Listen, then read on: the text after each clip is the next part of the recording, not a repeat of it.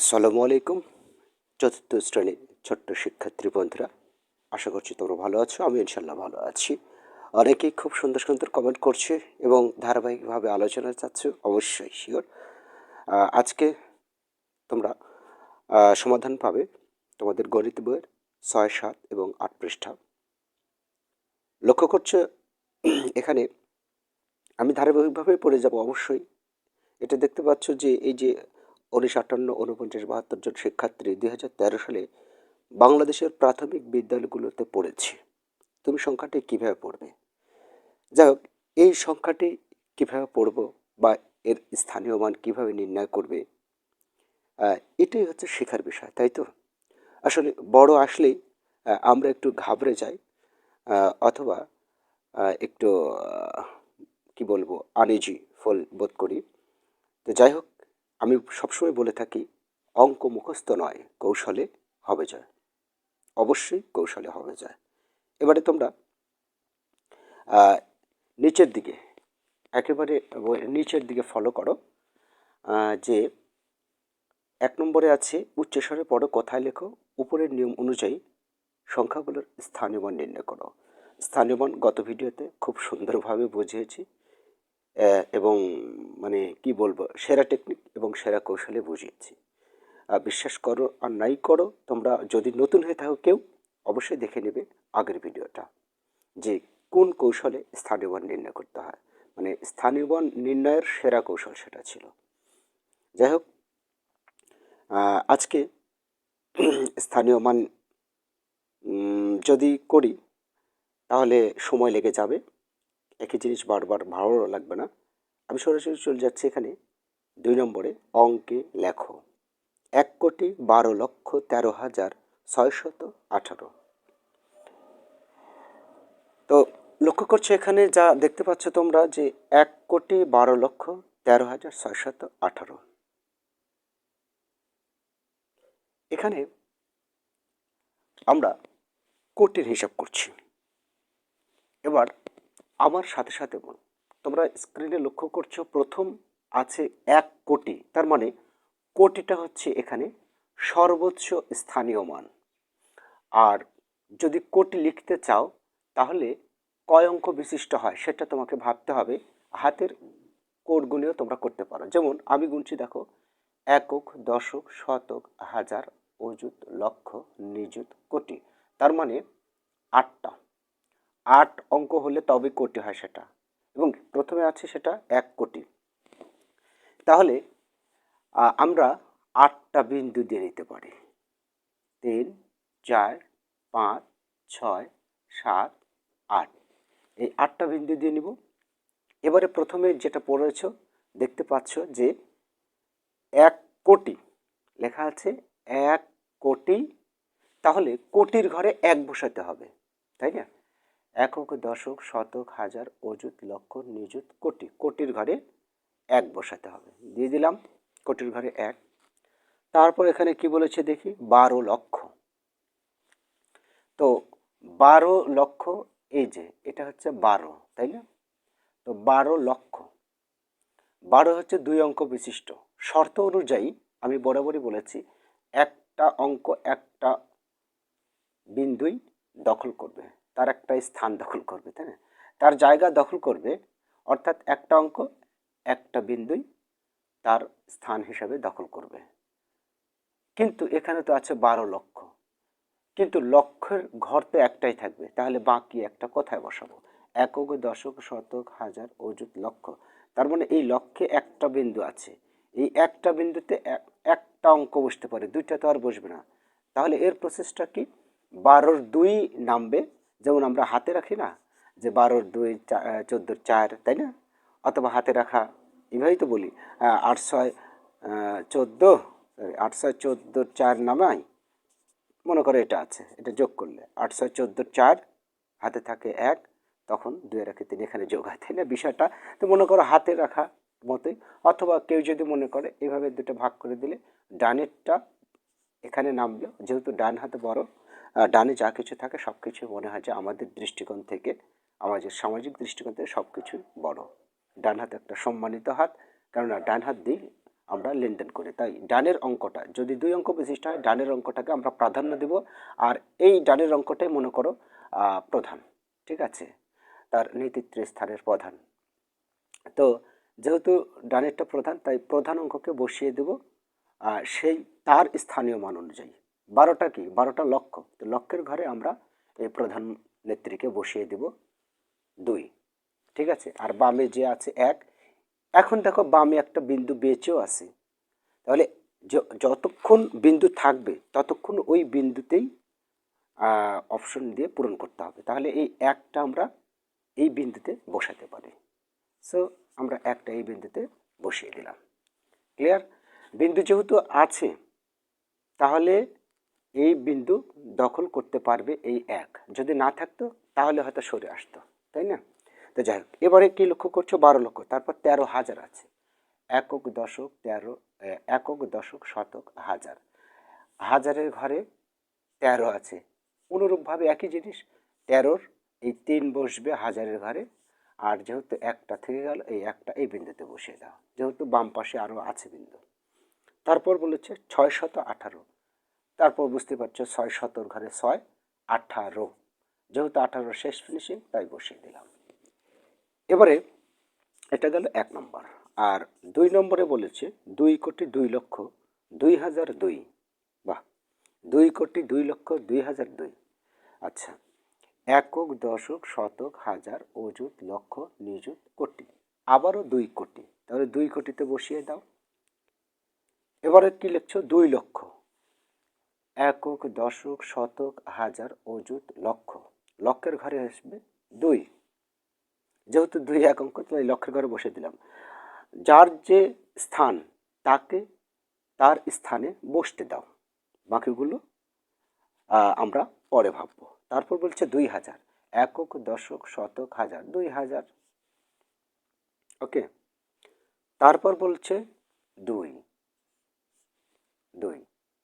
মানে যেহেতু এখানে শেষ পর্যায়ে আছে, অর্থাৎ শেষ পর্যায়ের স্থানীয় মান 2, তো 2 যেহেতু শেষ, তাই শেষ বিন্দুতে গিয়েই 2 বসবে। অনেকে প্রশ্ন হতে পারে, স্যার ধারাবাহিকভাবে যাচ্ছে কেন? ওই যে যার যার স্থানীয় মান। এখন একক স্থানীয় মান যে 2, সেটা যদি কেউ মুখস্থ নাও রাখে তবুও হবে কি, যে শেষে কত লেখা আছে স্যার, মনে করো লেখা আছে শেষে 12, তাহলে মনে করো যে 12 লিখতে গিয়ে 2টা অঙ্কের প্রয়োজন হয়, তাহলে শেষের 2 বিন্দু তাদের স্থান হবে, মানে এই 12-এর স্থান হবে শেষের 2 বিন্দু। তো শেষে আছে 2, তাই শেষের বিন্দু 2 দিতে হবে। শেষে যেহেতু লাস্ট পর্যায়ের অঙ্ক, তাই লাস্ট পর্যায়ের বিন্দু দখল করবে। এখন বাকিগুলো কান্নাকাটি বন্ধ করার জন্য এই বিন্দুকে একটি করে রসগোল্লা দিয়ে দাও, অর্থাৎ 0। বাস, তাহলে আমাদের শর্ত অনুযায়ী ফিল আপ হয়ে গেল এবং কারেক্ট হয়ে গেল। আশা করছি ক্লিয়ারভাবে বুঝতে পেরেছো তোমরা এটা, যে কিভাবে বড় অঙ্কগুলোকে মানে কথায় লেখা যে আছে সেগুলোকে আমরা অঙ্কে পরিবর্তন করব খুব শর্টভাবে তৈরি করে, শর্ট লিঙ্ক তৈরি করে। এবারে আমরা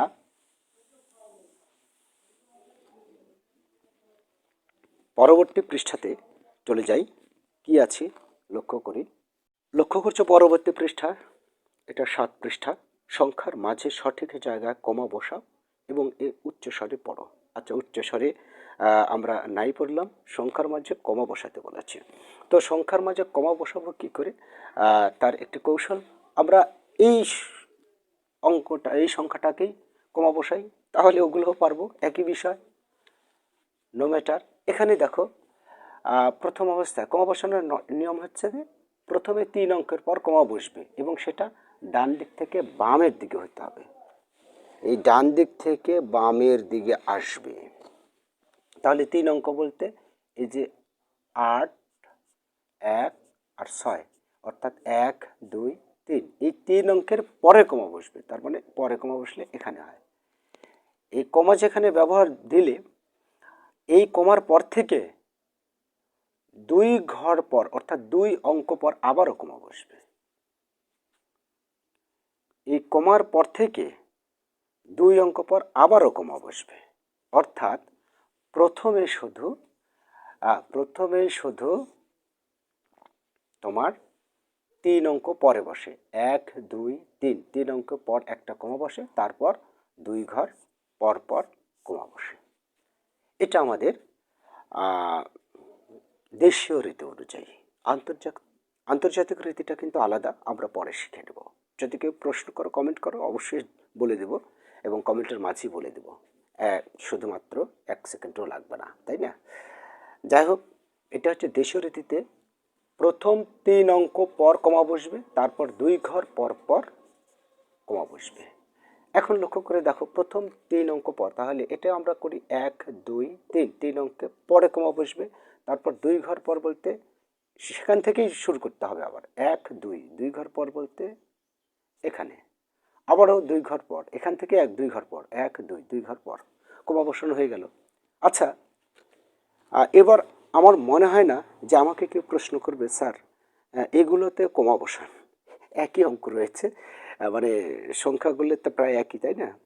এবং সর্বোচ্চ সংখ্যা 8টা নাই, হয়তো তোমরা স্ক্রিনে যেটা পাচ্ছ সেটা সর্বোচ্চ সংখ্যা প্রথমে এক নম্বরটাই কিন্তু আছে 8টা, শেষে একটা দেখতে পাচ্ছ যে 4 4 4 4 4, এখানে আছে 8টা 4 মনে হয়, 1 2 3 4, হ্যাঁ 8টা 4 রয়েছে। সো তাহলে ওখানে একটা কমা বসায় দিই, 8টা কেন, 1 2 3 4 5 6 7 8, তাই না? 1 2 3, 3টা বসিয়ে দাও, 1 2, 2 এর পর 1 2, 2টার পর, তাই না? 2 ঘর পর পর কমা বসবে, প্রথমে 3 অঙ্ক পর, তারপর 2 ঘর পর পর। ওকে, এবারে 8 পৃষ্ঠা তোমরা লক্ষ্য করছো যে 1000 থেকে 10,000 কত গুণ বড়? 1000 থেকে 10,000, এখানে তুমি হাজার বাদ দিয়ে যদি 1 থেকে 10 করো, এটা বুঝতেই পারছো যে 10 গুণ বড় হচ্ছে, তাই না? 1000 থেকে 10,000, তো এখানে আছে 1000, তো 10টা 1000 যদি নাও তাহলে 10,000 হবে, তাই না? এইরকমভাবে যদি এই 1000, এরকম 1000 যদি 10টা নাও তাহলে হবে 10,000, 5টা নিলে হবে 5,000, তো 10টা নিলে যেহেতু 10,000, সো 10 গুণ বড়, তার মানে উত্তর শুধু লিখবে 10 গুণ বড়।